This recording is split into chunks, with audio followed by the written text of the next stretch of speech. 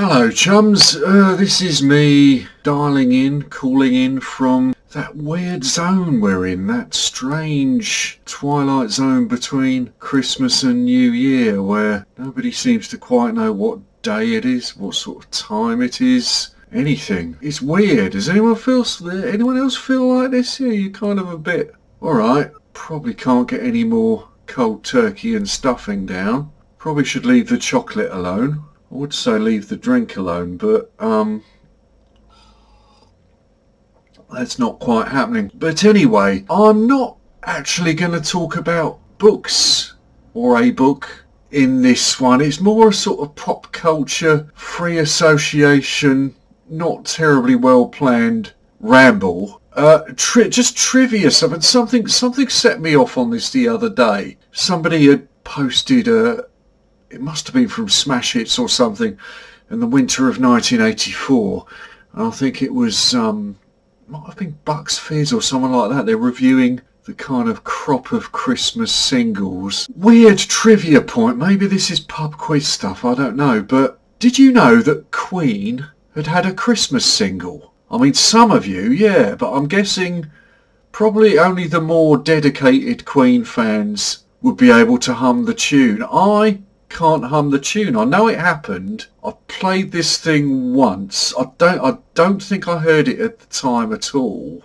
And if I try and recollect the tune, what I'm getting is the Sparks song of a very similar title from about 10 years before it, and which actually expresses the opposite sentiment to the Queen song, and the Queen song being "Thank God It's Christmas." Can you hum the tune? You may have known it existed. Can you hum the tune? It's weird, isn't it? Now you would think something like that would just have been an open goal for a band of Queen stature in 1984, and okay, they'd had that sort of bit of a hiccup a couple of years before when they tried to make that kind of funk disco record, and that hadn't been entirely well received. I mean, I can even remember singles off that.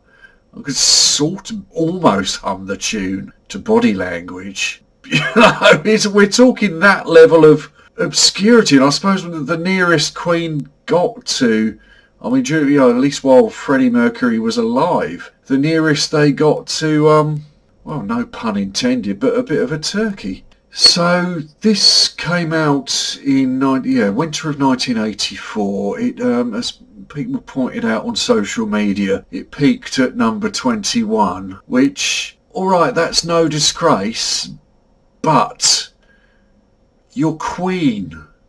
And if we're talking the Christmas of 1984, I mean, alright, have a look at the charts for those couple of weeks. They were, in terms of a Christmas record, they were roundly upstaged by an artist we don't even like to talk about anymore, who yet, well, you know, nobody knew what they now, or very few people knew what they now know about this individual, but he scored a Christmas hit at that point, and it's what, I do remember the tune of that one, I'm not going to sing it now, but, and you're talking, alright, number 21, but again, look at the charts for December that year. You've been upstaged by the Toy Dolls with a cover version of Nelly the Elephant. It's just odd, isn't it? And this song, you'd think, well, alright, there's only a finite number of Christmas songs, you know, I would say worth repeating over the years. A lot of them aren't, yet they make, you know, if you go into one of the supermarkets, you will inevitably, you know, starting from fucking September or something, you will get this forced listening playlist of Christmas mulch, and, you know, you'll get all the usual contenders. Well, you'll either get that kind of horrible, cheesy kind of Muzak, you know, that, I guess the sort of American import, nasty, cheesy versions of traditional Christmas songs, or you'll get your kind of standard gamut of Christmas hits. So you'll get, you know, Wizard, You Can't Run Away From, Slade, You Can't, I'm not putting Slade down at all, you know, but it's familiarity with that single. And yet I've never knowingly been in a shop and went, oh, that must be that Queen song. It doesn't seem to make those playlists at all. And maybe there are copyright reasons for that. There may be sort of, that kind of difficulty with sticking this, for legal reasons or whatever, sticking that single on those cheapy compilations. But, bear in mind, if you just got the ads running or whatever you're watching, you're going to get some shitty Queen cover version in an advert for a cleaning fluid.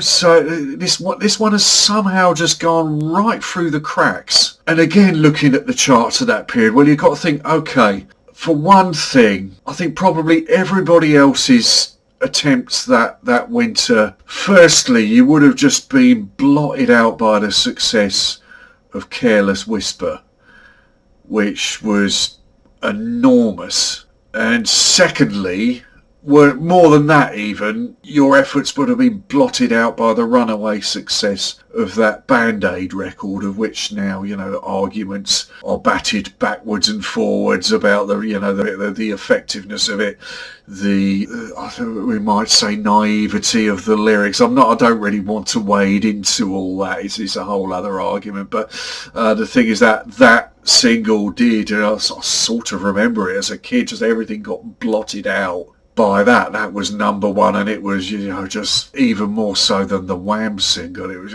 there's no getting away from this.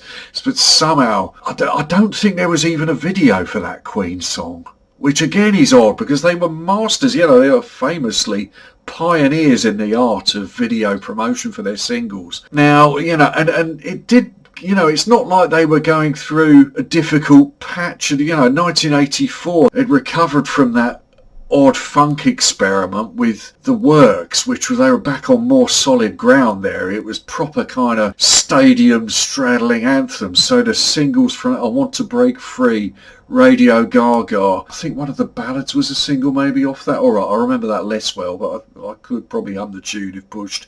And also Hammer to Fall, which wasn't such a big hit, but it was, it was a proper big bombastic Queen stadium thing. They followed that with this kind of mysterious failure of a Christmas record. The following year they do One Vision and they romp home with, that's kind of ironic, if you consider, right, maybe that Band-Aid single kind of capsized other people's efforts, but on through the chain of events from that, Live Aid happens, and of course Queen win the day with that. They're the band, a lot of people would have written them, it was the mid-80s, so a lot of people would have kind of been, we got sort of flashier, more 80s bands. Queen somehow stole that show from anyone. So, I suppose they did come out laughing from it. They could afford a flop. The year after that, they had that album Kind of Magic, which again, a whole load of hits, and they're back on that stadium circuit. And in fact, I saw them at the Nebworth, the last show they did with Freddie.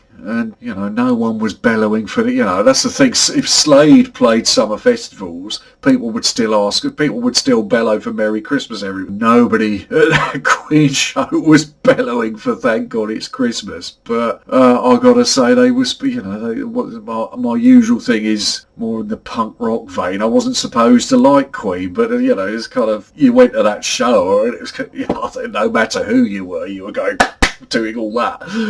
Right? So, it's not a pronouncement on the quality of Queen's 80s output. It's just such an oddity. It's such a weird musical fact that their Christmas single was somehow, A, wasn't a significant hit for them, sort of came and went, not denting the top 20, and B, hasn't lodged in the public consciousness of go-to Christmas hits. It's like, all right, the Pogues and I'll talk with the more sort of palatable ones to me. And even that Jethro Tull one, which somehow doesn't mention Christmas, but it is a Christmas single. And even the Greedies, if you know what that was, that pops up still. And on your Christmas Day shows, you'll have the Greedies, which is a kind of conglomeration of various Thin Lizzies and Sex Pistols members doing a fairly knocked out version of Jingle Bells combined with Wish You a Merry Christmas. Somehow Queen never even sort of equalled that. It's so odd. But, I have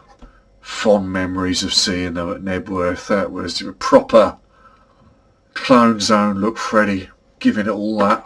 You know, no disgrace there. So yeah, I just did go off. I just did get sent down on this rabbit hole is the expression, but just this train of what the hell happened there. So anyway, if you're ever setting questions for a seasonal pop quiz, that one has potential. If not everyone in the room would know it. Anyway, back to books in the next one.